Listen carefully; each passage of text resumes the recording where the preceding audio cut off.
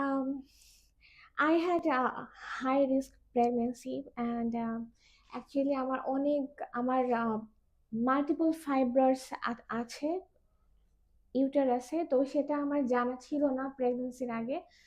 তো এটা যখন আমার ধরা পড়ে তখন আহ, অনেক ডক্টররা যে বাকি যে ডক্টরস আছেন তারা অনেক রকম রিস্কের কথা বলেছেন যে অনেক এখানে অ্যাবর্শন মিসক্যারেজ হওয়ার অনেক চান্সেস ছিল।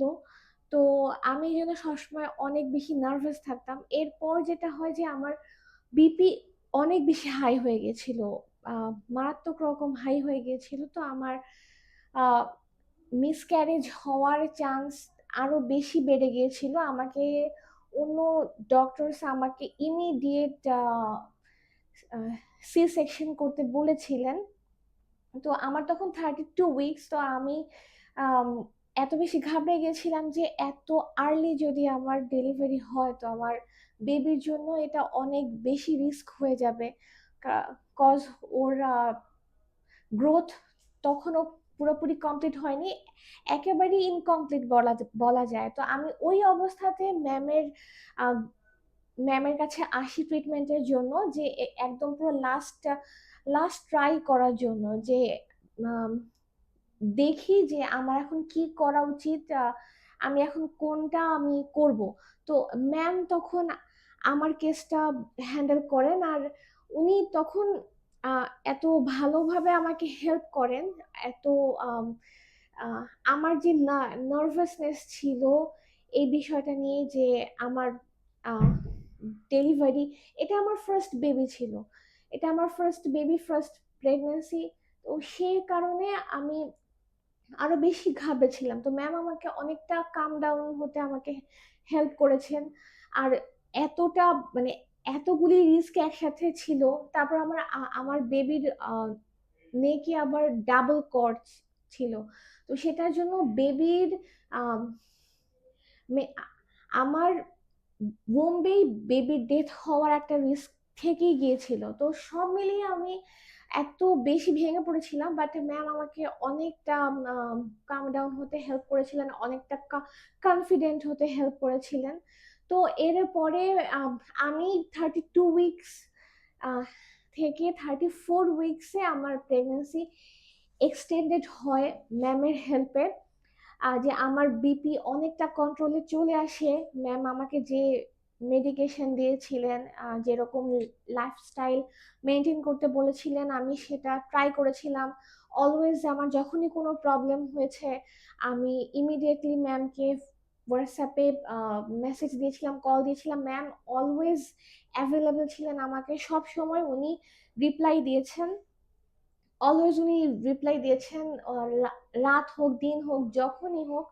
তো এতে যেটা হয় যে আমার প্রবলেমটা অনেকটা কন্ট্রোলে চলে আসে। তারপরে যেটা হয় যে আমার যখন আমার 34 উইকস হয়, আহ, যখন আমার 35th উইক যখন চলছিল তখন আমার ওটি হয়। তো ম্যাম তখন আমার যে ফার্স্ট, এটা আমার ফার্স্ট সার্জারিও ছিল, আমার আগে কখনো সার্জারি হয়নি। আমি আরো বেশি ঘাবড়েছিলাম। তো ম্যাম তখন আমাকে অনেকটা কনফিডেন্স দিয়েছিলেন যে এতটা ভয় পাওয়ার কিছু নেই। তো আমি আমার নিজেকে নিয়ে অনেক ভয় ছিলাম, আমার বেবিকে নিয়ে অনেক ভয় ছিলাম, বাট ম্যাম আমাকে অনেকটা হেল্প করেছেন। তো আমার সি সেকশনটা কোনো রকম প্রবলেম কমপ্লিকেশনস ছাড়াই এটা কমপ্লিট করেন ম্যাম। তারপর হচ্ছে যে আমি রিকভারও করি খুব তাড়াতাড়ি। ম্যাম আমাকে যেভাবে সাজেস্ট করেছেন, রিকমেন্ডেশন করেছেন, তাতে আমার আহ, যে আদার্স যত প্রবলেম ছিল, আমার ছোট বড় অনেক রকম প্রবলেম ছিল, সব কিছুকে আমি রিকভার করতে পারি, ওভারকাম করতে পারি। তারপর এখন যে আমি অনেকটা ভালো আছি। তো ম্যামের কাছে এই জন্য আমি অনেক বেশি grateful.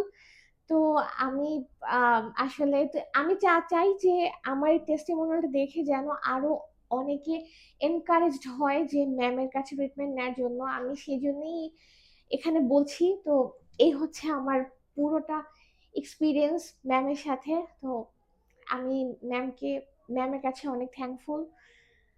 Okay, thank you so much. So as she said, the experience with Rimjum Paul was extremely good.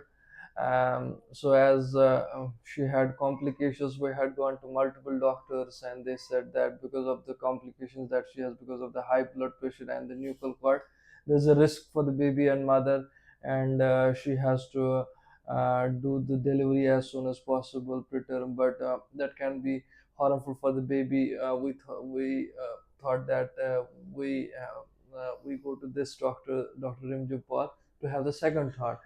So she made us calm first that don't worry, it's nothing to worry.